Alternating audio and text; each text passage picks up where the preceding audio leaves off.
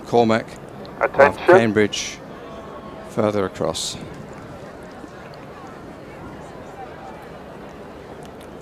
Rupert Opholzer, who rode with Johnny Searle, was a successful president. 91 was the race that got all the publicity. So he's just waiting for the two Coxes to lower their hands. As soon as they lower their hands, then he'll let them go. I'm sure he's trying to get them off as quickly as he can. He wants as much of the stream that is still flowing in to be there so that they can... Go! And we're away. And if they follow Isis and Goldie, they will stay in the centre of the stream. Yes, and I think straight off the start, Cambridge are being warned. I think they will want to try and push away from the left towards the right, as it were. In training, I know Cambridge haven't been very good when they've clashed doors. They've eased off on the side that is clashing, and they've moved into the other crew. Let's see what happens here. I'm very surprised to see a clash so early on. It really doesn't always happen in the first 10 or 20 strokes. This is not good news, and Cambridge are in real trouble. The brown man's lost his oar. This is going to cause them, or could easily cost them, the race. That is the race. And the race has been stopped. The race has been stopped because it's happened before the Fulham Wall, and if there's a problem before then, the umpire calling stop the race and will recall both crews. The Coxes still haven't realised that he's stopped the race. Cambridge have stopped now. It's a very difficult thing for Rupert there, because I think he may have just warned Oxford before that clash. No, a lot of people thought there was a danger of a clash this year, but not as early. And it seems rather strange that it should have happened like that. I think that's absolutely right. The umpire has said that he will restart the crews from when they are level. The race will be restarted with the crews level from here. That means he believes that the incident happened in neutral water and that no side was disadvantaged. Johnny? Yeah, I think that's right. I think that was a very different one. Cambridge came over to start with. Oxford probably held their line. Perhaps they followed Cambridge back. When the oars are hitting like that, it stops the power on that side of the boat, so the boats come together even more. So it's very hard to decide whose fault it is once they've actually come together.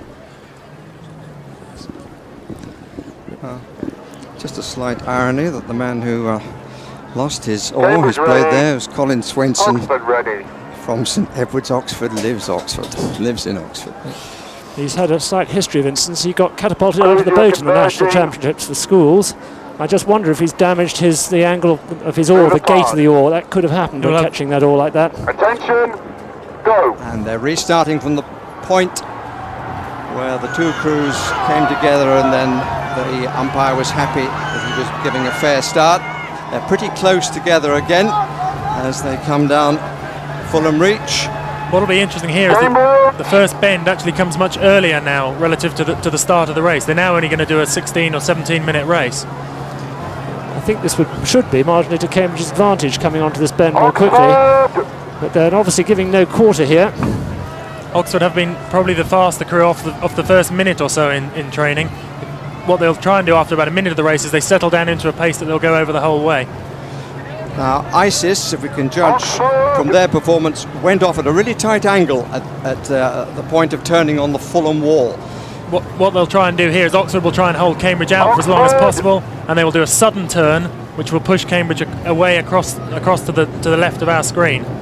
They will try to take half a length or three-quarters of a length just by turning. And Oxford are turning away now, exactly as Isis did. They did it in pretty classical style, and the blue boat seems to be following suit. Yes, they did. And unlike in the Isis Goldie race, I think Cambridge will try and follow them. But you can see even now that Oxford are turning steeply round to the right, trying to make everything they can of the bend. The bend should be worth about a third of a length steered well, but from Oxford's perspective, they really have to get more than that if they're going to stand any chance when they come towards the next big bend, which is very much to Cambridge's advantage. He's warned Cambridge there again, because Cambridge have come over to try and lean onto Oxford. I think they're now Oxford pulling away. They've got perhaps a third of a length, which is about what you'd expect off that bend. But they're still very, very close. Oxford crowding in, because fairly soon they're going to lose the advantage of this first bend, and they're going to have to fight for control of the river as they come towards Hammersmith. It's very important. Sorry, I was going to say, it's very important here when these blades are clashing to keep hold of your oar, to watch it. They are intertwining again. as Cambridge try to come across, not to be forced into a position of having too much to make up. That's a rather more comfortable position for the umpire and both crews. The difficulty with this is when the clashing has happened, it's very hard to settle down into a steady rhythm. Neither crew has actually settled into the sort of pace that they want to go for 16 minutes. At the moment, they're both racing pretty much flat out, I would say. Neither looks like they've come to the full sort of length they would like to row a race at. What will be crucial now, I think, is who settles into something first. Tim Vuga, the stroke of Cambridge to the left of the picture, needing just to establish comfortable rhythm and not be hurried by the fact that Oxford have a slight lead. And in this situation, I think that's what he's trying to do, is to steady his crew, because as long as he can hold them a quarter of a third of a length down, he knows there's a big advantage coming to them as they slip up towards Hammersmith, because as we approach the Hammersmith bend, they will know that a big advantage is coming their way. Here they are, Cambridge 5 minutes to the mile post. That's a minute and a half outside the record, but of course we've had a second start.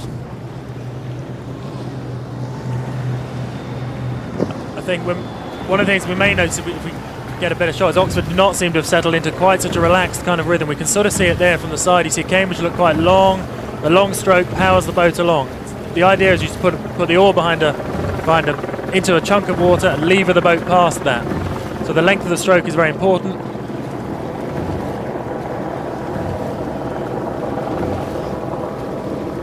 I think Cambridge are beginning to go past them. They've just picked up to almost level. They suddenly seem to find their rhythm in the last minute, and they're just beginning to squeeze by. I think they've also probably just lifted their rating a little there. As you see the bodies move relative to each other, Cambridge are taking a couple of strokes a minute more. Perhaps not. There we are, stroke for stroke, but I think Cambridge are getting a bit more for their money here. Just that little bit longer and easier. As Johnny was saying, Oxford seem to be working a bit harder for their rate. And in Cambridge, all the emphasis has been on relaxation into the catch. On to the beginning of the stroke, anchor the oar, and push. Cambridge with just the marginal lead, and this is the point of the race when, from the position when it's all over, most crews say that is where it was won. Coming between Harrods Depository and Hammersmith Bridge. I think looking at the way the crews are rowing here, it's hard to see Oxford winning this. Cambridge do look much cleaner, the blade, it just looks crisper. I think probably most people can probably see it, just a little bit ragged in the Oxford boat, unless they're really a lot fitter and a lot more determined. And this is where we are, approaching Hammersmith Bridge, and important now for the two Coxes to get their boat in the position that they want to be, particularly for Cambridge to take advantage of the turn. Oxford look as though they're trying to push Cambridge towards the Surrey station a little bit. And Oxford are way out of their water. They're definitely pushing at that point. In 9 out of 10 races, this is the critical part of the boat race, because it's the turning point of the Surrey bend, and Cambridge will be working very hard now to take advantage of this. Over the next 2 minutes, the bend really does start to move in their favour. Robin Vaughan-Taylor and Michael Bonham in the bow of the Oxford boat. Eric Lilledal in front of them. Ian Whale certainly pulling his weight. Ian Wheel rather, not Whale, Wheel. If the boats get much further apart, this will be a crucial time. It's always this sort of amount, about 2/3 of a length up on another crew, where the crew behind is absolutely throwing everything at it to stay in touch. The crew in front will be doing everything to try and just get clear, because once they do get clear, they'll get to 2 lengths really quickly. The race will be over if Cambridge can get clear now. So this is a critical time. You can see how very tight that pier Cambridge have steered. Normally they'd be a good 20 or 30 metres to the right. They're really hugging the bend. And one of the big factors now is whether the inside of this bend will offer Cambridge the sort of protection that Goldie seemed to got in their race. Goldie went right away at this point, rode past Isis. Here we are looking at Oxford, struggling to hold on to this bend, and now up to Cambridge. Look at the flotilla following the race, the two launches of the two universities, and they won't be too happy on the Oxford launch at the moment. No, I think that's right. In theory, this is Cambridge's bend. Oxford still have a bend to come round the Barnes bend, but if the crews are more than a length apart, Cambridge will come over in front, and it'll be irrelevant that Oxford have the benefit of that last bend. Well, let's get a view from a very experienced Cox, Gary Herbert. Very impressive now with the aggressive coxing in the first half of the race, but Oxford really now have to hug this Surrey bend, make sure they're on Cambridge. ordinarily you would have thought the race is over. I mean, there's a good half a length of clear water there now, but Oxford are a gritty crew. They're a real fighting crew. They've got to carry on in there. If you think now at the halfway mark that the game is over, you're not going to come back. You've got to keep on it, keep hammering it. And these boys, and they're led by a very, very determined president, Dan Snow there. Keep their heads up, boys, and just keep driving the legs down. It's the Oxford crew that we're looking at with Matthew Smith. Let's make a comparison between the two crews. Length of the finish of the stroke is always a factor that tends to go in Cambridge's favour. But a point I'd like to bring up here, fellows, is the amount of water that's going to meet the crews in the latter part of the race, which this year may well be a factor. It may do, but if Cambridge carry on going away like this, it's going to be academic. True. You know, interestingly enough, Oxford have now actually moved inside the Cambridge line now. But looking at Cambridge, they do look really quite easy. You can see that they're reaching out, just dropping those blades in. There's Tim Vuga stroking along, very ably backed. There's no doubt having that his experience in the stroke seat is a considerable advantage. See the difference between the crews there. Oxford are driving it on to try and stay in touch. I think that sums up the slightly different approach to rowing. Oxford concentrate very much on the power element of the stroke. I think Cambridge seem to concentrate quite a lot on the sort of relaxation, being efficient about what they do. Now the Cambridge president, Kieran West, believes in the simplicity and the Olympic 80 counted to 10. Let's see where we are as Cambridge seemingly have the situation. It's alongside Chiswick 8. Just past halfway. It's still a long way to go in this race, and Cambridge have got to get clear of them, otherwise they may find themselves in trouble coming to the next bend. I don't think they'll be complacent though. You know, we talked about Kieran West. He is a tremendous strength in that Cambridge crew, without doubt. An outstandingly good oarsman who came on and on during last summer, rowing 6th in the Olympic 8, and I think he could make a dramatic difference in the latter part of this race, should the pressure come on. Oxford, although they're holding Cambridge there, we see Cambridge here looking very efficient. Just see the relaxed faces. They just load up the front end of the stroke. I think what may be interesting in this second half is Oxford. We talked earlier about the scientific approach they have to training. See if that actually gives them a benefit. They may be able to hang on. Here they are here, not quite so relaxed, perhaps not technically quite so good, but if they're fitter and stronger, that obviously is another important part of rowing. Determination in the engine room of the boat from Ian Wheel and Dan Snow and Ben Birch there.